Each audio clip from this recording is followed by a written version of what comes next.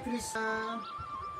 आज कुछ चर्चा करते हैं जो कि पिछले अध्याय के अंदर प्रश्न उत्तर के अंदर था, जो कि मैं कहा था कि आगे चर्चा करेंगे। वो क्या था? सतगुण, रजगुण और तमगुण। ये तीन गुण प्रधान है जीवन में। तो इन तीनों गुण को जानते हैं आज। तो वो क्या है? भगवान श्री कृष्ण कहते हैं कि प्रकृति के तीन गुण के वाली मेरी इस देवी शक्ति को पार कर पाना कठिन है, किंतु जो मेरे शरणागत हो जाते हैं वे सरलता से इसे पार कर जाते हैं। तो तात्पर्य क्या है तीन गुण का? सत्वगुण, रजगुण तथा तमगुण के द्वारा मोहग्रस्त यहाँ सारा संसार मुझे गुणातीन तथा अविनाशी को नहीं जानता। सारा संसार प्रकृति के तीन गुण से मोहित है। जो लोग इस प्रकार से तीन गुण के द्वारा मोहित है वे नहीं जान सकते हैं कि परमेश्वर कृष्ण इस प्रकृति से परे हैं। तो आगे जानते भगवान क्या कह रहे हैं?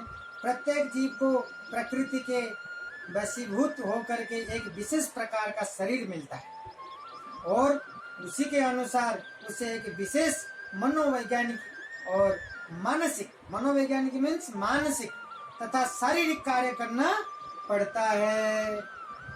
प्रकृति के तीन गुणों के अंतर्गत कार्य करने वाले मनुष्य की चार श्रेणियों हैं। जो नित्यानंद सत्गुणी हैं वो ब्राह्मण और जो रजगुणी है वो क्षत्रिय। यहाँ क्या कहे भगवान ने क्या कह दिए? सतगुणी है वो ब्राह्मण है और जो रजगुणी है वो क्षत्रिय है और जो रजगुणी है वो तमोगुणी दोनों हैं वो वैश्य कहलाते हैं। तथा जो नित्यानंद तमोगुणी हैं वे शुद्ध कहलाते हैं। जो इनसे भी नीचे हैं वे पशु हैं, किंतु ये उपाधियां स्थायी नहीं है।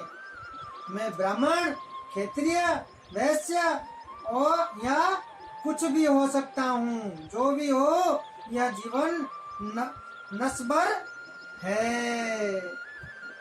कदापि यह जीवन नश्वर है और हम नहीं जान पाते कि अगले जीवन में हम क्या होंगे, किंतु माया के वंश में रहकर देहात बुद्धि के द्वारा हम अपने आप को अमेरिकी, भारतीय, रूसी या ब्राह्मण, हिंदू, मुसलमान आदि कहकर सोचते हैं। और यदि हम प्रकृति के गुणों के बंध जाते हैं तो उस भगवान को भूल जाते हैं जो इन गुणों के मूल में है। कि अंत भगवान का कहना है कि सारे जीव प्रकृति के इन गुणों द्वारा मोहित होकर के यहाँ नहीं समझ पाते कि संसार की पृष्ठभूमि में भगवान है। तो इसमें मेरे गुरु महाराज कहते हैं, एक उदाहरण है। एक बुद्ध देव के पास में एक व्यक्ति जाता है, जा करके पूछता है महाराज मुझे एक प्रश्न पूछना है। महाराज बोलते हैं बोलिए। तो वो व्यक्ति पूछता है कि ये जो जीवन मिला है, जीवन का क्या सार है, जीवन का क्या मूल्य है, ये क्या मतलब, जीवन का क्या मतलब है, इसमें जो मिला है मेन सार क्या है जीवन का? ये जीवन का अर्थ पूछता है। ये जो मिला मुझे जीवन, उसका अर्थ पूछता है।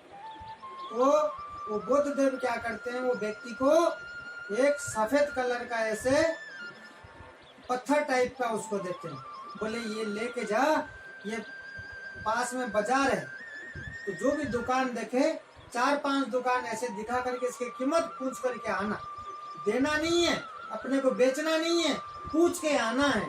वो पहला जाता है, पहले जाकर के देखता है कि सब्जी वाला दुकान देखता है, उसको दिखाता है, बोला ये मेरे को ये बेचना है, आप इसकी कीमत क्या दे देंगे? बोले देखो इस तो दिखता रहा है पत्थर है, कोई ऐसे दिखता रहा, सुंदर तो दिख रहा है लेकिन एक पत्थर दिख रहा है, अब तो क्या कहीं भी है, मैं रखूंगा तो कहीं भी रख दूंगा, मैं इसके बदले में 2 किलो सब्जी दे सकता हूँ। बोला अच्छा ठीक है, आप दे दीजिए, मेरे को देना नहीं। फिर लेकर के आगे जाता है, एक बर्तन का दुकान दिखता है, हांडी कढ़ाई बर्तन वाला दिखता है, उससे भी यही सवाल करता है कि मुझे ये देना है, इसका आप क्या कीमत दे सकते हैं आप। वो देख कर किसी तरीके से उसको बोलता है और बोलता है कि मैं 4 इसके जगह में 5 बर्तन दे सकता हूँ मैं इसकी जगह पे। फिर आगे चलता है, इस तरीके से 2-3 दुकान जाने के बाद एक जोड़ी का दुकान आता है। जोड़ी का दुकान तो वो पहचानता है इस चीजें क्या है, तो वहां जा करके दिखाता है, वो देख करके पहचान लेता है कि ये तो हीरा है। तो वो सोचता है कि आप ये हीरा मुझे दे दो, आपको जो लेना है मैं सब कुछ दे सकता हूँ।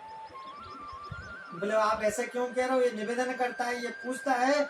बोला इतना समझ लो कि ये दुकान में मेरे जो भी सामान है, जितने भी सामान है, ये दे दूं फिर भी इसका कीमत कम है।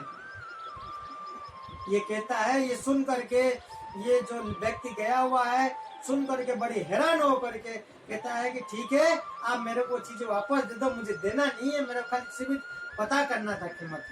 वो ले करके वापस जाता है बुद्धदेव के पास। बुद्धदेव से पूछता है कि साहब आपने ये क्या मेरे से करवा रहा, कुछ समझ में नहीं आया मुझे।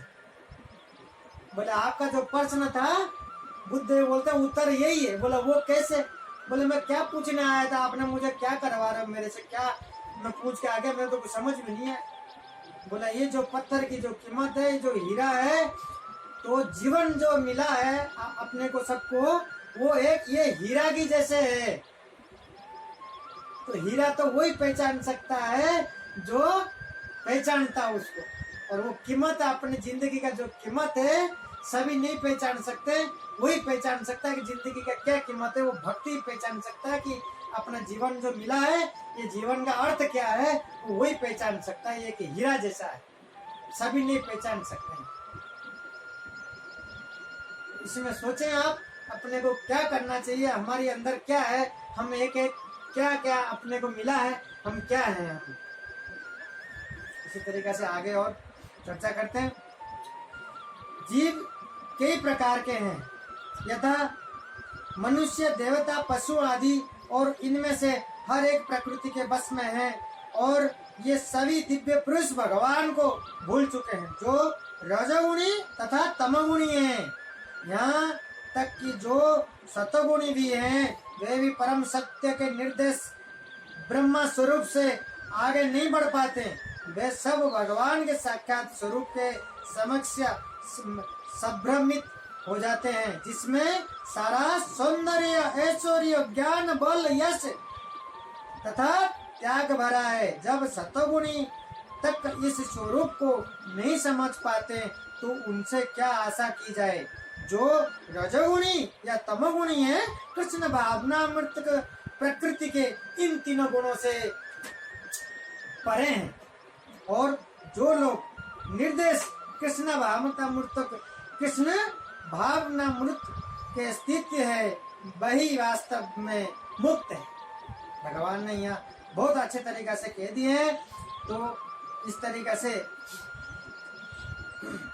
आगे बढ़ते हैं। भगवान की शक्तियों की अनंत है, और ये सारी शक्तियों की देवी है।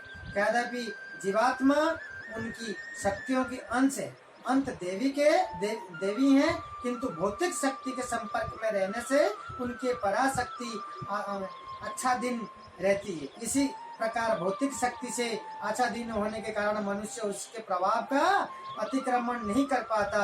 जैसे कि पहले वहां जा चुका है, परा तथा अपरा शक्ति भगवान से अद्भुत होने का कारण नित्य है। जीव भगवान की पराशक्ति से समुदित होते हैं, किंतु अपराशक्ति अर्थात पदार्थ के द्वारा दूषित होने की उनका मोह और नित्य होता है।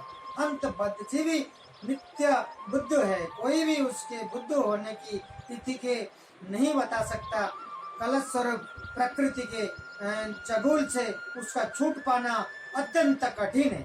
भले ही प्रकृति अपराशक्ति के क्यों न हो, क्योंकि भौतिक शक्ति परमेश्वर की इच्छा द्वारा संचालित होती है, जिससे लांद पाना जीव के लिए कठिन है। यहाँ पर अपरा भौतिक प्रकृति के देवी प्रकृति कहा गया है, क्योंकि इसका संबंध देवी है तथा इसका चालन देवी इच्छा से होता है। देवी इच्छा से संचालित होने के कारण भौतिक प्रकृति अपरा होते हुए भी दृश्य जगत के निर्णय तथा विनाश में महत्वपूर्ण भूमिका निभाती है। वेदों में इसकी पुष्टि हुई है। माया तो प्रकृति विद्यमान और महेश्वरम कदापि माया मिथ्या जा नस्बर है, किंतु माया की पृष्ठभूमि में परम जादूगर भगवान हैं जो परम नित्य महेश्वर हैं। तो इसी तरीके से और आगे हम इसके चारों की तीनों के गुण समझेंगे। तो अगले अध्याय में चर्चा करते हैं। हरे कृष्णा। कितना मिनट का है?